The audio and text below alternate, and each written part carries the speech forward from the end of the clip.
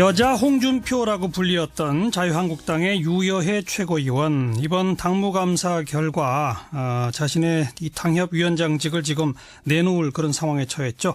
강하게 반발하고 있는데요. 오늘 유여해 최고위원의 목소리를 직접 듣겠습니다. 안녕하세요. 네, 안녕하세요. 유여해입니다. 예. 홍준표 대표에 대해서 토사구팽, 후한무치이자 배은망덕 이런 표현을 쓰셨는데 어떤 뜻입니까? 말 그대로 뜻이죠. 본인의, 그러니까 지금 저한테만 이야기하는 것이 아니라, 예. 본인의 대선 선거 때 이렇게 아주 조직이 열심히 움직였었죠. 그 당시에 우리 당은 정말로 아주 어려웠습니다. 예. 특히 당협위원장을 맡아 오신 분들이 그 당시에는 자유한국당이라는 이름으로 나서기에도 되게 사람들한테 비난을 받던 시절이었죠. 예. 홍 대표께서 지지율이 10%를 넘지 못할 때 다들 그 열악한 상황에서 정말 홍 대표의 이름이 써여진 옷을 입고 뛰었던 분들인데요. 예. 그분들을 생각한다면, 이렇게 내친다면, 특히 뭐라고 하냐면요, 자격이 되지 않는다, 그리고 옥석을 가리겠다라고 하면은 예. 정말 그 사람들을 쓰고 버리는 거, 토사구팽 아니겠습니까? 예. 그리고 배은망덕 맞는 거죠. 배은망덕이라는 단어가 어떻게 보면은 후한무치보다 더 딱 맞는 단어 같습니다. 예. 또 오늘 SNS에는 홍준표 대표는 마초라고도 쓰셨는데 그건 또 어떤 의미입니까? 네, 마초라고 하면 사실 되게 멋있는 이미지인데요. 마초가 되고 싶어 하는 것 같지 마초 같지는 않습니다. 근데 보면요, 여성들을 좀 많이 격합하는 그런 발언이 대선 후보 때 나온 적이 있었죠. 설거지라든지. 예. 근데 그 당시에 저는 그때 부대변인이었는데 참 막기가 힘들었습니다. 예. 왜냐면은 그런 말을 듣고도 너는 그 당에서 홍준표를 홍보를 하느냐라는 이야기를 많이 들었었는데요. 예. 제가 여자지만 곁에서 보면은 좀 그런 부분이 많죠. 특히 공천 부분에서 마찬가지입니다. 예. 청년과 여성을 50%로 하겠다라고 하는데요. 여성이면 여성이지 왜 청년가라는 단어를 넣는지 모르겠습니다. 예. 그렇다면 청년은 남자도 해당이 되거든요. 예. 여성으로 해달라고 이야기를 하니까 이때 이렇게 얘기하셨죠. 좋은 사람 있으면 데려와라. 예. 해주고 싶어도 여자가 없다. 어허. 여자가 없지 않습니다. 충분히 많습니다. 그런데 그렇게 여자가 없다라고 단어를 쓰시면 예. 듣는 여자들 입장에서 굉장히 불편하죠. 예. 그리고 특히 이렇게 제가 뭔가 여성 특기라든지 구성하려고 할 때도 임명장을 주지 않으신다거나 하는 모습들 보면서 제가 이분은 정말 우리가 흔히 말하는 마초가 맞구나. 네. 좋게 이야기하면 가부장적이다. 이렇게 표현을 할 수 있겠죠. 그러니까 그런 표현을 오늘 SNS에 쓰신 거는 유해 최고위원이 여성 정치인이기 때문에 탈락됐다 이렇게 보시는 겁니까? 아니요, 그렇지 않습니다. 우리 당의 여성 당협위원장이 6% 미만입니다. 네. 그렇다고 하면은 여성 정치인이기 때문에 사실 가산점을 더 줘도 모자람이 없습니다. 예. 특히 저는 정치 초년생입니다. 예. 그렇다고 하면은 본인께서 말씀하신 가산점 부분에 50% 공천에 저는 딱 맞죠. 청년 나이죠. 여성이죠. 알겠습니다. 네. 그런데 그래서 본인께서는 예. 항상 여성을 우대한다고 말을 제대로 하신 적이 없습니다. 네. 근데 이제 당의 공식적인 입장은 블라인드로 심사를 했기 때문에 각 당협위원장 점수는 뭐 대표도 모른다. 그리고 네. 모든 기준에 맞춰서 전부 계량적으로 점수를 낸 거기 때문에 이건 뭐 정치적인 의도가 전혀 개입된 게 없다. 이렇게 주장하는데 어떻게 생각하세요? 네, 저도 그 주장을 믿고 싶습니다. 근데 제가 지도부에서 최고위를 하고 있을 때 예. 사석 자리에서 직접 이렇게 말씀하셨습니다. 이번에 뭘 했는데, 그러니까 그 당시에 당무감사 발표가 나기 전입니다. 예. 우리 당에 특히 지도부에 있는 제2 의원께, 굉장히 여론조사에 점수가 높더라. 1등이야. 이렇게 이야기를 하셨죠. 그게 블라인드입니까? 알고 계신 거죠. 네. 그리고 끝나고 난 뒤에도 본인께서 나가서 1등, 2등, 3등을 발표하셨죠. 네. 네. 그런데 저는 블라인드로 하면은 철저하게 블라인드를 해야 된다고 생각합니다. 예. 공개를 하려면 적어도 지도부는 다 같이 알아야 된다고 생각합니다. 예. 본인만 알고 계시면서 그러면서 저한테는 또 이렇게 말씀을 계속해서 하셨죠. 당협 관리 잘해라고. 네. 알고 계셨다고 합리적인 의심을 할 수밖에 없지 않을까요? 네.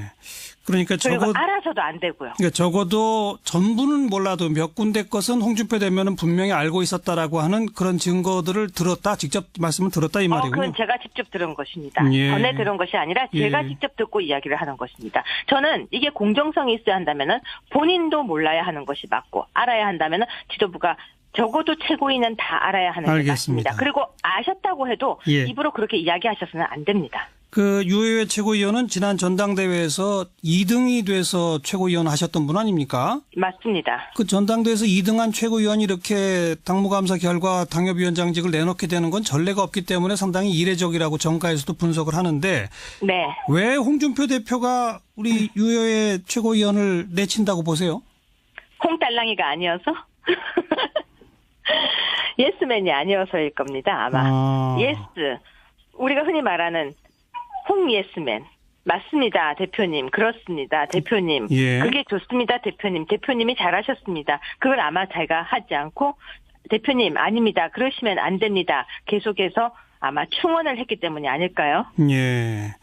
지금 재심 신청하셨나요? 재심 신청을 왜 합니까? 저는 이 절차와 공정성에 대해서 계속해서 문제를 제기하고 있고 이 당무감사는 분명히 문제가 있었습니다. 당무감사위원장이 직접 나서서 저희 당협을 조사를 했었고요. 예. 그리고 난 이제 저희 의원들께 직접 사심이 들어간 문자까지 돌렸습니다. 문자 공개는 SNS에서 했습니다. 예. 그렇기 때문에 저는 이 부분에 대해서 공정하지 않고 당무감사위원장의 문제점에 대해서 당무감사위원장은 공정한 당무를 감사해야 되는데 예. 본인이 공천 부분까지 운운을 저한테 직접 했었기 때문에 저는 재심에 신청하지 않습니다. 왜냐하면 공정하지 않은 당무감사였기 때문이죠. 재심 신청해봤자 결과는 똑같을 것이기 때문이다. 그리고 분명히 또 지도부 회의 때 재심에 대해서 굉장히 모든 사람들에게 재심 신청을 받지만 그 부분에 대해서는 회의적으로 이야기하는 걸 제가 들었습니다. 예. 아마 이 방송이 나가고 나면 재심을 받아주겠어요. 그렇죠? 글쎄요. 근데 네. 어쨌든 그러면 재심도 신청 안 하시면 뭐 그냥 당무감사 결과가 결정되면 당협위원장직을 내놓으셔야 되는데 어떻게 앞으로 하실 건가요? 이순신 장군은 백의종군도 했습니다. 제 이름은 여혜입니다. 이순신 장군의 자죠. 저는 아무런 당직을 가지고 있지 않아도 자유한국당을 위해서 계속해서 쓴소리를 할 것입니다. 지금은 최고위원입니다. 서초갑 당협위원장보다 제가 갖고 있는 이 자리에서 충분히 당을 위해서 쓴소리를 할 수 있습니다. 예. 견제도 할 수 있고요. 예. 제가 서초갑 당협위원장 자리가 탐이 나서 이렇게 하는 것이 아니라 공정성과 절차성의 문제점에 대해서 지적을 하는 겁니다. 알겠습니다. 그리고 제가 그걸 가지려고 만약에 애를 쓴다면 제 사심 때문에 한다는 소리를 듣겠죠. 저는 거기에 미련이 지금 없습니다. 알겠습니다. 다만 제가 살아오던 서초갑을 지키지 못한 것이 너무 죄송스러울 뿐입니다. 예. 최고위원으로서 당의 잘못된 부분에 대해서 계속 지적하겠다. 이 말씀까지 그럼요. 듣죠. 네, 수고하셨습니다. 네, 고맙습니다. 자유한국당의 유여해 최고위원이었습니다. 홍 대표는 후한무치와 배은망덕을 그대로 보여주는 것입니다. 저는 다른 사람을 떠나가지고 유효의 토사구팽이 이런 거죠. 예를 들면 이제 서초에 있는 유효의 지역구 이게 본래 이해운 자리잖아요. 네. 근데 유효회가 더군다나 현역이 아니면서 최고위원회에 당선될 정도로 나름대로 대중적 관심을 끌었어요. 누구나 다 이해운 자리에 이제 당협위원장 자리를 지킬 수 있을 거라고 봤는데 당협위원장 자리가 사실상 박탈된 상황이거든요. 물론 재심할 기회는 있습니다만. 이게 어떻게 되는 거예요? 몇몇 현역 의원까지도 교체를 하고 또 현역 의원은 아직 자리를 못 잡은 분들도 있죠. 그렇죠. 예, 그러니까 줄 세우기 하는 것도 있고 그다음에 사실은 유효회 최고는 정말 너무 과했기 때문에 토론 많이 해보셨죠? 깝깝하죠. 그거. 아니 하여간 그런 분 정도는 이게 이제 잘한 거죠. 뭐 그 정도 가른 거는 잘했는데 저 꼴통 당에서도 유해를 까무로 안 본 거잖아요. 간단히 말하면.